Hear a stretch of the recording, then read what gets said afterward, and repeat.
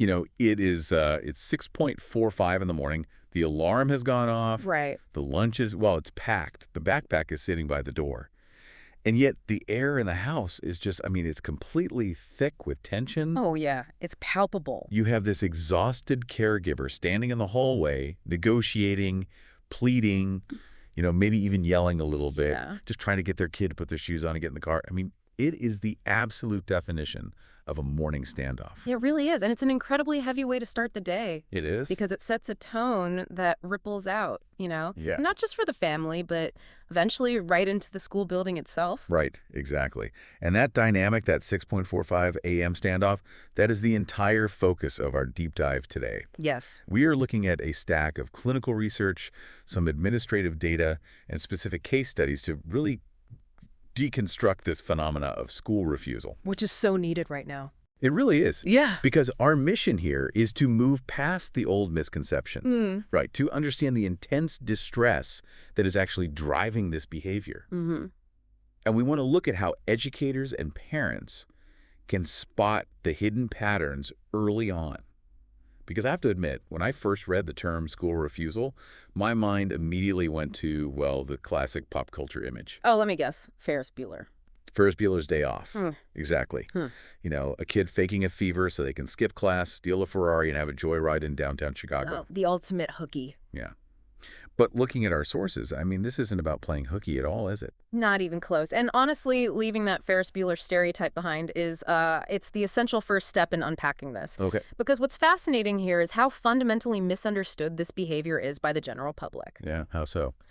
Well, the sources make a very firm distinction. School refusal is not defiance. Okay. It is not traditional skipping where a student is, sneaking off to have fun or just avoiding work out of pure laziness. Right. It is pure avoidance. Yeah. And it is driven by profound, just paralyzing distress. Distress. Wow. That word, it completely reframes the picture. It does. We're not dealing with a rebel trying to beat the system. We are dealing with a kid who is essentially in a state of emotional crisis. Exactly. And the sources offer this hallmark example that plays out in real time. Educators out there will instantly recognize this student. Oh, absolutely. It's the kid who was in the school nurse's office at 8:15 a.m. complaining of a severe stomachache. Right. And here's the twist that usually confuses the adults in the room.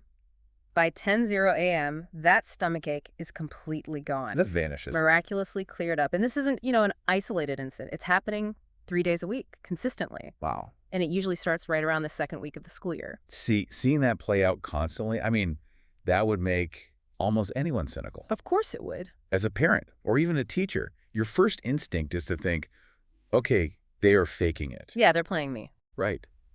But reading the clinical breakdown, they aren't actually faking the physical pain. The distress is manifesting physically. It's a real symptom. Yeah. At 8:15 a.m., the pressure of the school day, the social anxiety, the academic stress, the sensory overload of a crowded hallway, it's peaking. And cortisol is just spiking. Exactly. So the stomachache is a very real biological response to panic. Yes.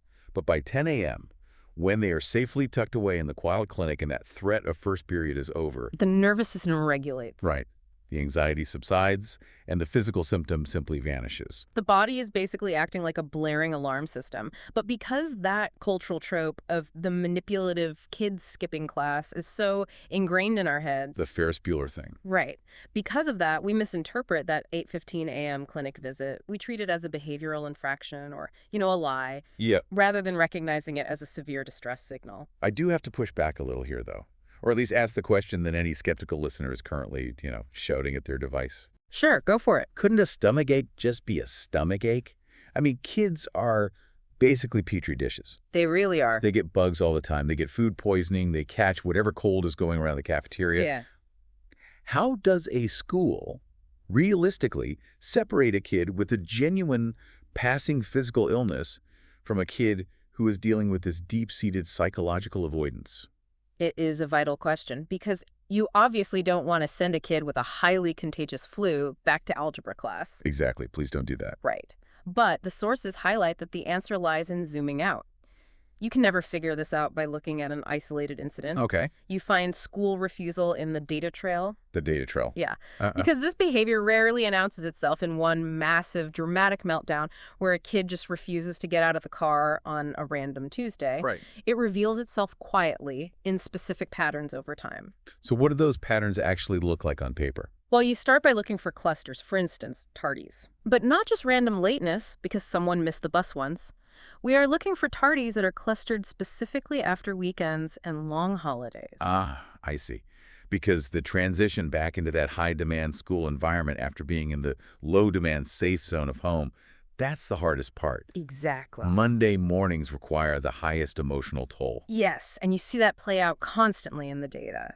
Another pattern is attendance that is rock solid in one specific class period, but noticeably shaky in another. Oh, interesting. Yeah, maybe a student never misses art, and they're totally fine during lunch, but they suddenly have a quote-unquote bathroom emergency every single day right before math. Which, again, tells you it is circumstantial distress. Yeah. It's not a biological virus. Right. A stomach bug doesn't magically pause itself during art class and reactivate when the bell rings for math. Exactly. And then you have those repeat clinic visits where no medical finding is ever discovered. There is never a fever. There's no vomiting.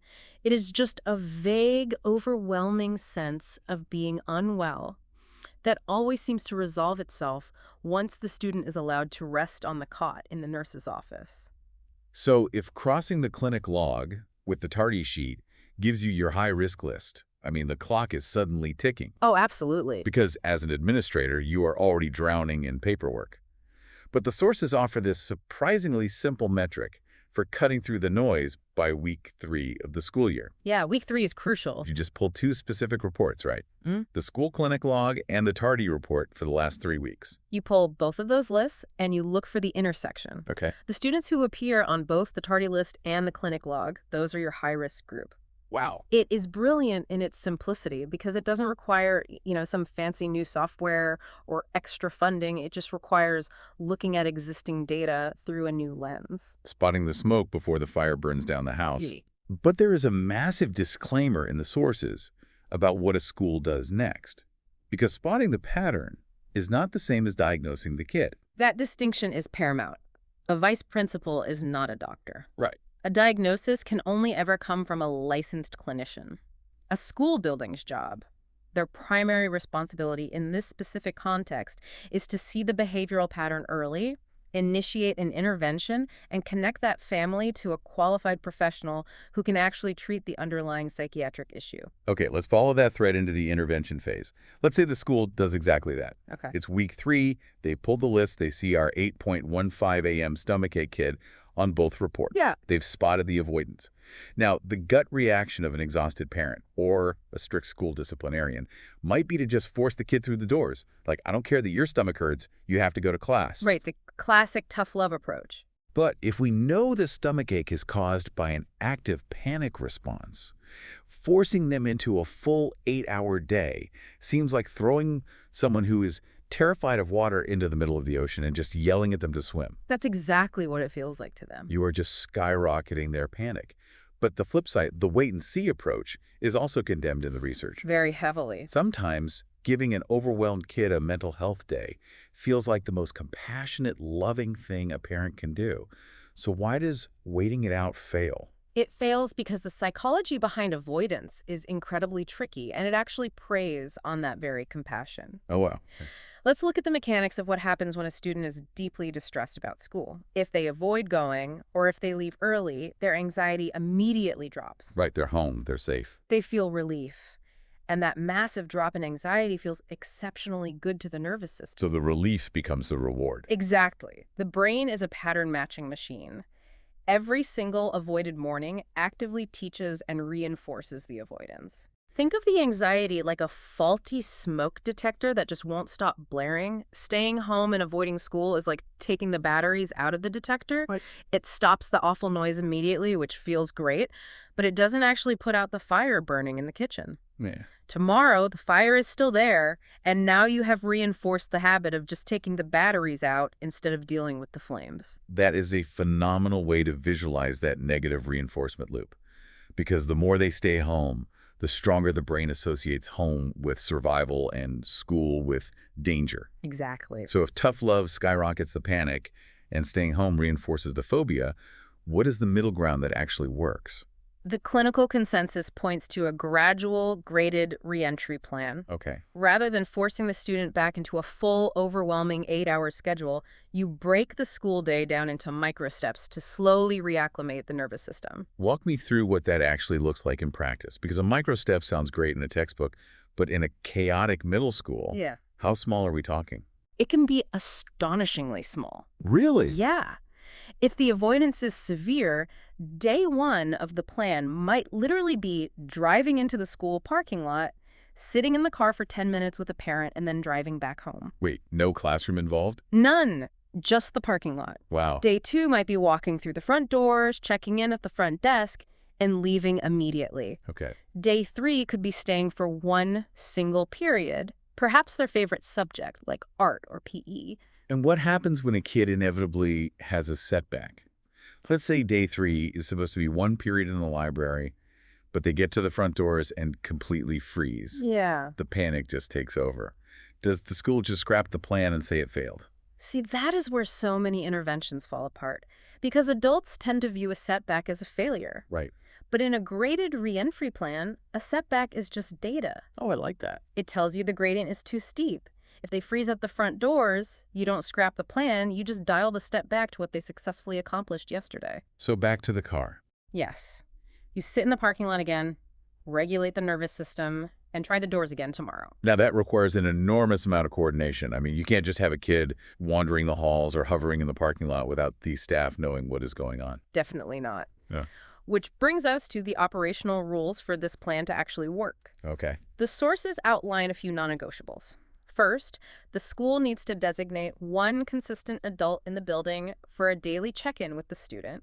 Oh. Not a rotating cast of busy administrators, but one safe, familiar anchor. Like who? A counselor, a specific coach, or a favorite teacher who greets them at the same time in the same spot every single morning. Got it. Providing predictability for a brain that is basically craving safety. Precisely. Furthermore, the classroom teachers and the caregiver have to be completely aligned on the daily goal. Oh, that makes sense. Yeah, if the parent knows the goal is staying for 2 periods, but the math teacher assumes the goal is a full day and starts heavily pressuring the kid to stay just a little longer, the entire structure collapses. Any misalignment feels like a trap to an anxious student. So if consistency and routine are managing the behavioral side, we still have that underlying fire in the kitchen to deal with, right? Exactly. Managing the tardies doesn't cure the panic disorder. The sources mention cognitive behavioral therapy, or CBT, as the required clinical component. Yes. CBT is the mechanism that addresses the root cause. Okay. The graded reentry plan gets their physical body back into the building.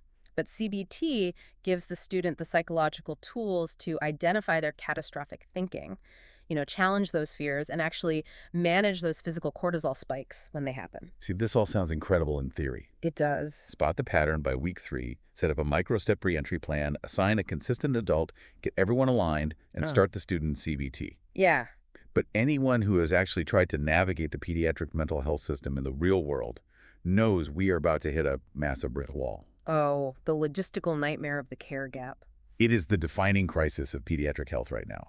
It really is. Look, if a school spots this pattern on a Tuesday in late September, and they call the parents and say, hey, your child needs CBT for severe anxiety. Good luck. Exactly. That usually triggers a grueling administrative marathon for the family. Yeah. They are calling 20 different clinics. Half of them don't take their insurance. Right. The other half have wait lists that are like 3 to 4 months long. Easily. So a referral made in September usually means a therapy conversation won't actually happen until January. Yeah. And based on what we just discussed about how fast avoidance behavior gets reinforced, by January, that kid might be completely detached from the educational system. The negative reinforcement loop has had 4 entire months to calcify. It's heartbreaking. It is. And this exact bottleneck is where the sources pivot from identifying the problem to showcasing a very specific systemic solution. Okay. They introduced a program operating in Georgia called MentalSpace School.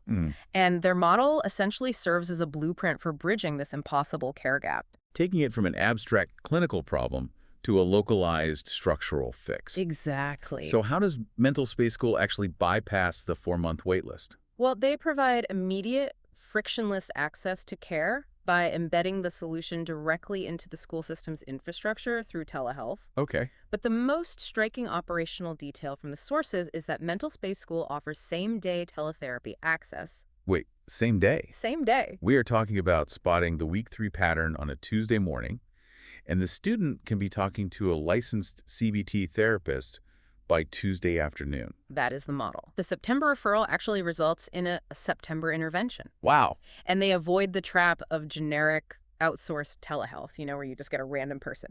They assign dedicated therapist teams to specific schools. See, that makes a huge difference. It does. Because if you just have a random person on a screen who's located 3 states away, they don't understand the context of the student's daily life. But if a dedicated therapist knows the specific school environment, maybe they know the layout of the building or they know the vice principal's communication style, they can actually be an active participant in that graded reentry plan. Exactly. They become part of the team, keeping the teacher and the caregiver aligned, rather than just treating the student in an isolated medical vacuum. That's brilliant. And the sources detail how this model scales beyond just individual therapy for school refusal. What else do they do? They provide a comprehensive suite. So crisis intervention, suicide and violence prevention programs, and family counseling. Oh, they also list staff wellness programs, which feels like a crucial inclusion. Extremely crucial. Because we started this deep dive talking about the exhausted parent at 6:45 a.m., but teachers and school counselors are absorbing immense amounts of secondary trauma. Oh, absolutely. Burnout is causing mass exoduses from the profession. Providing systemic support has to include the adults holding the system together. It has to. It is a holistic view of school health. Now, introducing an outside provider into a school district immediately brings up bureaucratic hurdles, particularly around privacy and state mandates. Of course. The sources note that this program handles the compliance side rigorously, operating fully within HIPAA and FERPA regulations to protect student records. Which keeps the school board's lawyers happy. Yes, very happy. But there was another specific piece of legislation mentioned for Georgia schools, HB 268. Right. HB 268 is a piece of legislation focused on school safety and mental health support structures. Okay. It places a fast-approaching deadline of July 2026 for districts to meet strict compliance standards. Wow, that's coming up. For school administrators listening, you know this is a pressure cooker scenario. You have state mandates coming down, but rarely do you have the localized resources to meet them.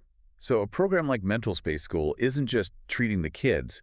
It acts as a turnkey solution for districts to hit those safety mandates without having to build a massive clinical infrastructure from scratch. Exactly. But that brings us to the biggest friction point of all in healthcare, the cost. Always.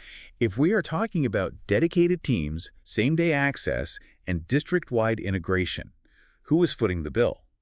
Because if the financial burden falls on the parents, you haven't actually removed the barrier to entry. The financial model here is arguably their most innovative feature because they have practically eliminated the insurance barrier. Really? Yes. For students on Medicaid, the out-of-pocket cost is exactly $0. $0 for Medicaid patients. Zero. I mean, that changes the game for accessibility in under-resourced districts. It really does. And what about for private insurance? The sources had a massive list of providers, right? They are heavily in network. Without reading the entire directory, they partner with major carriers like BCBS, Cigna, Aetna, UHC, and regional networks like Peach State and CareSource. Okay. The conceptual takeaway is that by casting such a wide net of accepted coverage, they ensure that a family's financial status doesn't become the reason a student's severe anxiety goes untreated. So they have the speed, they have the cultural integration with the school building, they help districts survive the mandate pressure cooker, and they remove the financial friction. Right. It operates like a masterclass in treating systemic problems with systemic solutions. It really is an impressive blueprint. For anyone in education, leadership, or administration who wants to examine this blueprint, the sources noted their website is mentalspaceschool.com, and their contact email is mentalspaceschool@gbctherapy.com. Because when a district tries to solve a complex psychological issue like school refusal with just a tough love conversation in the hallway, the intervention fails. Right. But when you apply a structured, immediately accessible, well-resourced intervention, the outcomes change dramatically. Well, let's look at those outcomes. Do we have the data on whether this model actually gets students out of the nurse's clinic and back into the classroom? We do. The sources summarize the outcomes, and the metrics are incredibly strong. They report an 89% improvement in student attendance across the board. Wait, 89%? 89%. That is not a marginal statistical blip. Yeah. That is fundamentally altering a student's educational trajectory. It changes their entire future. And alongside the attendance, they document a 92% reduction in student anxiety. Wow. This tells us that the faulty smoke detector, the underlying panic we analyzed earlier, is actually being repaired, not just masked by behavioral threats. That's incredible. And the final metric they highlight is an 85% family satisfaction rate. That 85% family satisfaction rate really brings us full circle. It does. Because we opened this entire conversation looking at that exhausted caregiver, standing in the hallway at 6:45 a.m., completely drained and desperate from the morning standoff. It connects all the dots. The sources specifically highlighted the exhaustion of the caregiver at home. Yeah. And they also made a point to include family counseling in the list of services offered by MentalSpace School, not just solitary student therapy. It makes you wonder about the broader ecosystem of child psychology. We almost always categorize school refusal as a solitary student problem. Right. It's the kid's stomachache, it's the kid's tardy record on the week 3 report, it's the kid's anxiety loop. But if the morning standoff is so severe that it actively drains the parent and fills the entire home with daily tension? Then fixing the attendance record probably requires healing the whole house. Yeah. To what extent does truly saving a student's educational future actually rely on treating the entire family dynamic first?